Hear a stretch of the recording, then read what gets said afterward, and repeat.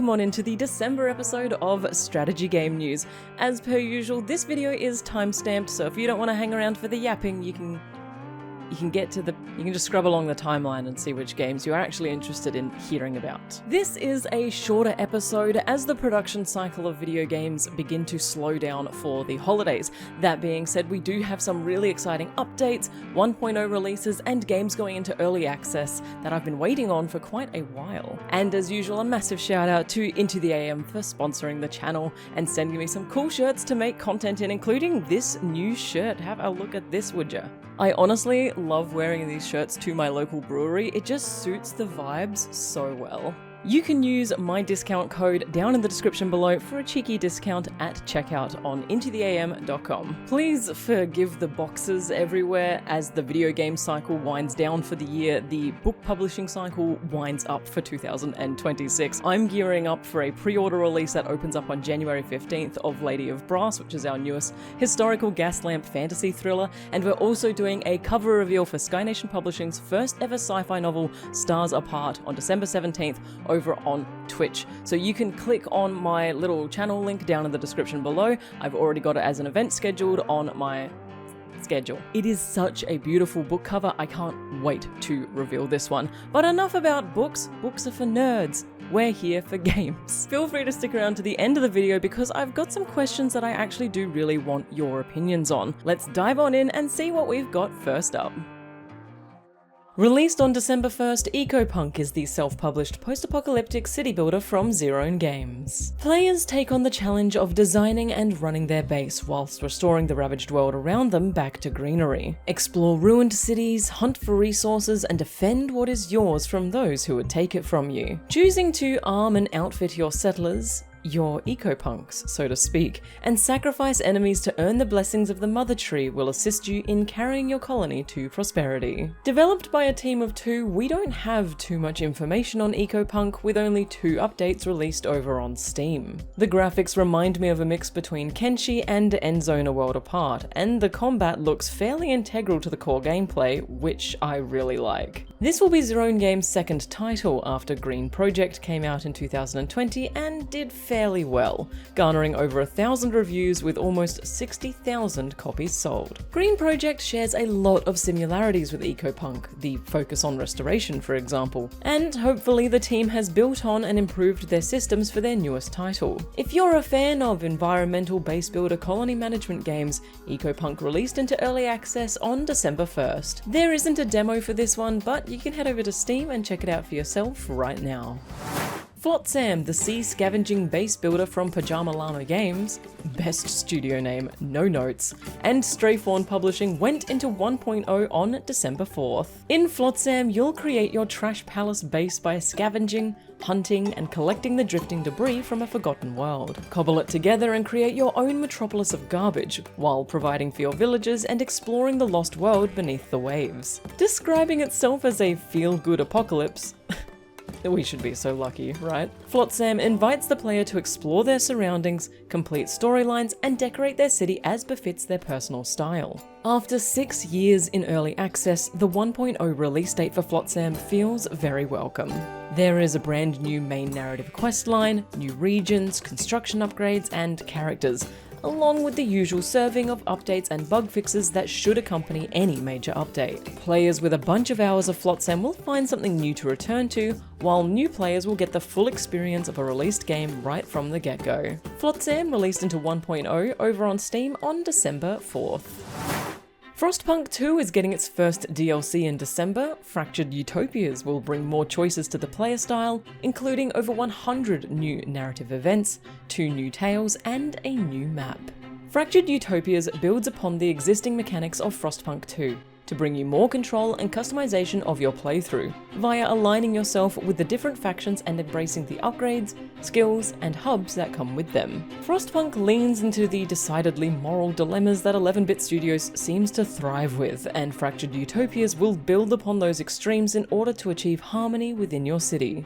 But what price will your city pay to achieve peace? Fractured Utopias drops on December 8th on Steam, PS5, and Xbox.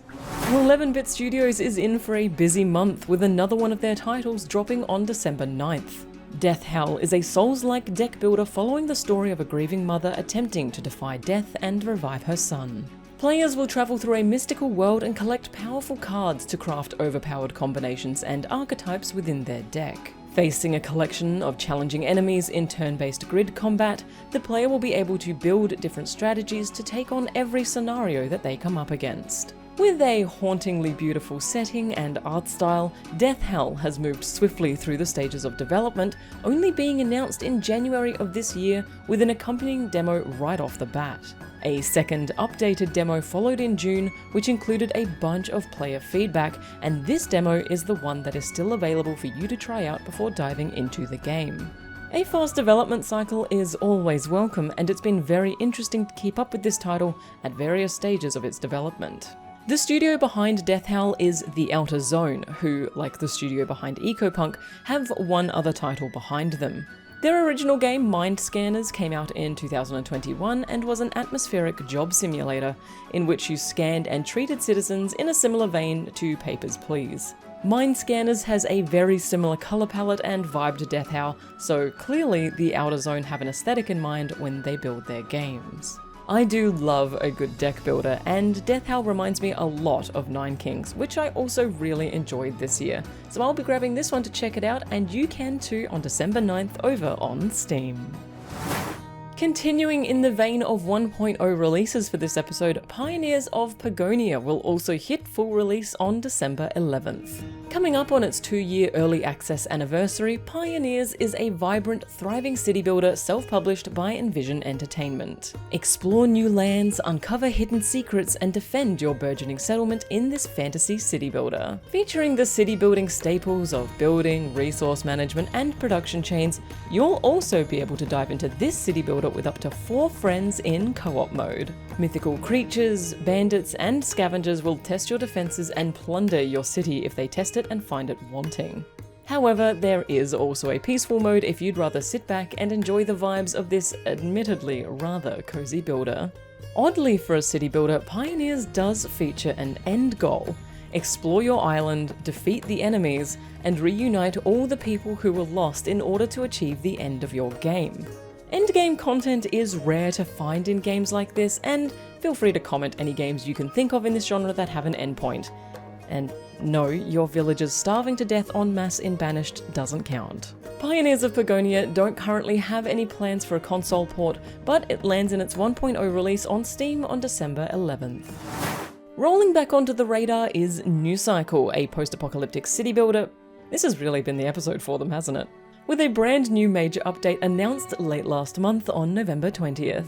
New maps, extended map scale, and ships have been added to this major update, including several changes to residences and existing buildings. These changes are to assist in managing the higher population requirements of mid to late game, including a new pollution and waste resource to manage. A huge list of fixes and balances have also been included, as well as new achievements, sound design, new fabric sims, new environmental shaders, and additions to the UI. I've linked the page in the description below if you'd like to have a look at the full list of changes and updates.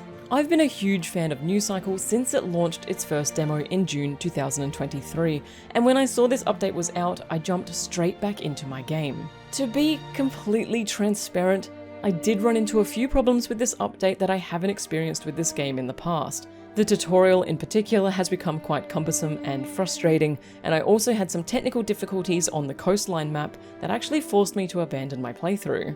This could be the hardware I'm running, as it's pretty overdue for an upgrade. My specs are on the screen right now if you want to compare. But I wanted to share this because I always want to remain completely honest about my experiences with the games I post on this channel. Regardless, this new update is available for you to check out yourself, and let me know in the comments if you have a different experience to share. And those are our games coming out in December. Like I said, a little bit of a shorter episode this month, but I'm really happy with some of the 1.0 releases coming out. For me, I think I'm looking forward to diving into Pioneers of Pagonia. I actually only thought this one came out last year. I actually thought it was part of my City Builders of 2025 video. It turns out it was City Builders of 2024, and time just has no meaning anymore. This might sound weird, but I did get Guild Wars vibe from the trailer. I was a massive fan of Guild Wars 2 back in the day, and I just got that same like little nostalgia bell ringing in my head at some of the shots in the gameplay trailer. So I'm going to be jumping on into that one, may even make a Let's Play series of it here on YouTube, but I'm curious as to which ones you guys have your eyes on. The question I wanted to ask you, and feel free to educate me down in the comments below, is what you consider a good early access period to look like. How long is it? Is it a year? Is it 2 years? Is it a nebulous time period of however long it takes the game to be done? How often do you guys like Steam updates? I found a real discrepancy between games that do well and games that are relatively unknown based on the amount of Steam posts that they post on their Steam page, would you believe it? But back to the early access question, because I've seen a few times when I've talked about a game going into early access, someone will comment down below that they're happy to wait for 1.0. So I know we have a few players who will only play 1.0 releases, and I actually think I'm starting to phase more towards that style of thinking. In particular with the New Cycle update that came out recently, if you click on the link in the description below to be taken to the New Cycle Steam page to read the full update for yourself, but you will see the beginning of that post is the devs apologizing for being silent for 8 months because all the most recent reviews of New Cycle are mixed and negative, saying that the game has been abandoned. That is just another abandonware game. The devs addressed this almost immediately, saying, "We would hope that we've built up some goodwill at this point. So do we prefer constant updates, or do we prefer meaningful developments and patches and hotfixes?" Depending on the size of a development team, they can't always do both. So I guess I'm kind of just curious because I've seen a few people have some very big feelings down in the comment section below about early access games, about games taking too long to go into 1.0, and I guess just as a whole on Steam, the discourse around this game hasn't been updated, we haven't gotten any posts, this game is abandonware. So I'm curious as to your thoughts. How do you feel about games being in early access? How do you feel about early access overall? I want essay-length comments. Let's really get to the nitty-gritty of this discourse and have a really good discussion about this, because frankly, it's probably going to form how I think about this and how I write scripts and episodes going forward in the future. And it is December. That is 12 episodes of strategy game news. I, for one, am super duper proud of myself for keeping this series going, but also I'm massively thankful to you guys who watched the series, liked, commented, tried out the games, let me know how your experiences went. The people who became members of the channel. I couldn't have foreseen the amount of support that this series would get, but I'm thankful and just completely blown away by your support. On that note, I am going to have another video dropping in December. We're going to be doing an awards show. We're doing the Strategy Game News Awards, the Ren Wards, if you will. That doesn't sound right. SGN Awards. Let me know what you think is the most appropriate title for this awards show. But there's some games that I want to recognize that came out this year. There's some titles that I want to hand out. It's going to be silly. It's going to be fun, and it's just going to be a nice way to recap 2025, which frankly we ate well this year in terms of strategy games. Thank you so much for watching the December episode of Strategy Game News. If you've watched all of them, you get 12 thank yous. If you've only watched one, welcome to the channel. Feel free to hit subscribe. I'm probably going to continue this series into 2026. It'll probably go ahead. As usual, if you are a developer or you think I missed a game and you'd like to see it featured on the channel, feel free to email me at ReneeSky@gmail.com. Thank you so much for watching this episode, and I'll see you in the next one.